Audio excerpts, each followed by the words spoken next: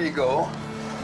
Woody just got some pictures of hummingbirds from Canada.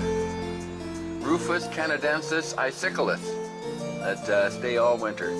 They must have some antifreeze in their tongue, thawing out that, as you can see, that is absolutely frozen. Here's Woody on the west coast of Canada, December 23rd, and we're looking at frozen hummingbird feeders, and we're waiting for the elusive Canadian hummingbird, Canadensis rufus iciculus.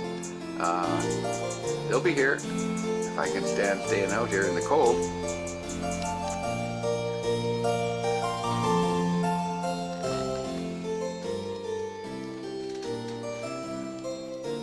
There it is, Rufus canadensis iciculus.